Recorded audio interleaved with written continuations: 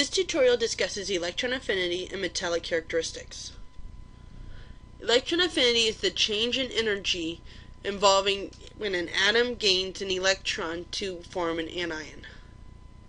So notice we're gaining an electron here rather than losing it. Ionization energy was losing an electron. Electron affinity is gaining an electron. And it's all referring to the change in energy, delta E. This can be either endothermic or exothermic. This is due to the electron-electron repulsion within the orbitals and the amount of room that those electrons have to move in, the volume of the atom itself. So let's talk about the general trend. As you move from left to right, it increases. And as you go from bottom to top, it increases. So as you get closer to this corner, the electron affinity increases. There is an exception to fluorine. Fluorine is actually not the highest one, but the general trend is in this area to be the highest. And we'll talk about fluorine in a second. But this is once again due to the Z effective, the effective nuclear charge. As the effective nuclear charge increases, it's going to want to pull more electrons into it. As it pulls more electrons into it, it's going to want to gain another electron. So as the Z effective increases, the electron affinity is going to increase. Electron affinity is the willingness to accept electrons into that valence shell. Let's take a look at the fluorine versus chlorine.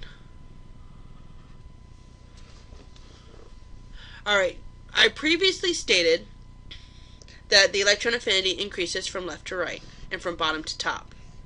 But I also stated that there's a connection between the amount of room those electrons have to travel in and the repulsion against each other. Because fluorine is the smallest atom, it actually makes those electrons forced to be together more often. Therefore, it is actually a little bit less willing to accept an electron than chlorine is. But all the other trends are typically stay true. There are some exceptions, but remember that was a generality. Also notice that when it's negative is when it's most willing to happen. When it's positive or it's a really low negative number, it really does not want to accept another electron. So electron affinity is greatest for the halogens. Notice we're in the 300s here. And they're generally greater for the nonmetals than they are for the metals, which makes sense because when they react, nonmetals typically gain electrons while metals typically lose electrons. The larger the electron affinity, the more stable the ion. The larger electronegativity is more negative energy. So we're talking about kilojoules. That's what I was referring to before. Notice that there's negatives in front of all this. So the more negative it is, the more stable it is. Alright, so let's look at the electron affinity of specifically oxygen. The delta E, the change in energy, for the first electron affinity, for the gaining of the first electron, is exothermic. Because oxygen has an affinity for an electron. It wants another electron. It's negative 141. Notice it's negative. Negative means it's going to be exothermic. Whereas if we look at the second one, it's actually positive, meaning it's endothermic. And that's because of the repulsion between those electrons. Even though we usually use O2 minus as its charge, it still takes a lot of energy in order to get that electron in there.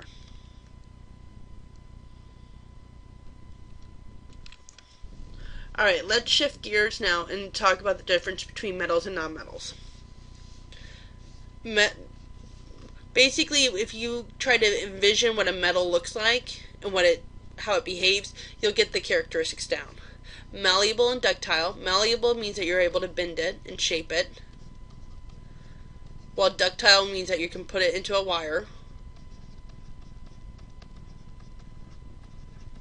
whereas nonmetals are brittle, shiny and lustrous and reflect light, whereas nonmetals are dull and non-reflective.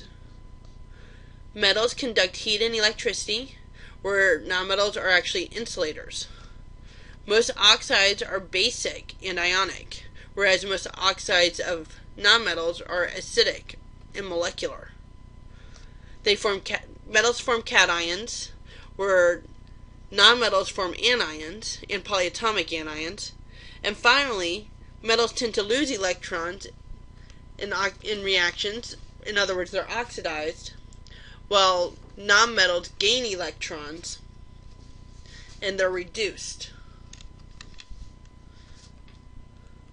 So let's talk about the metallic character. The metallic character of an element is about how closely its properties match the ideal properties of a metal. The more malleable and ductile, the better the conductor and easier to ionize. The metallic character decreases from left to right across the periodic table. Metals are found at the left of the period, and nonmetals are found on the right. Metallic character increases down a column. Nonmetals are found on the top right of the middle main group elements. Group elements in metals are found at the bottom. So let's take a look at the periodic table. So here's the nonmetals, the upper right hand of the main group elements. These are the metalloids. They have representation of both. And here's all the rest over here are metals. Hydrogen is placed over here even though it's technically considered a nonmetal because of its electron configuration. It's 1s1. Because it's S1, it follows in that group. Helium is over here even though it should be 1s2 because of the fact that it's a noble gas. So the top row gets a little confusing. But all the rest of these are metals. And the more you go to the left and down, the more metallic you get. So the closer you get to this area, the more metallic you get. Alright, and that explains electron affinity and metallic characteristics.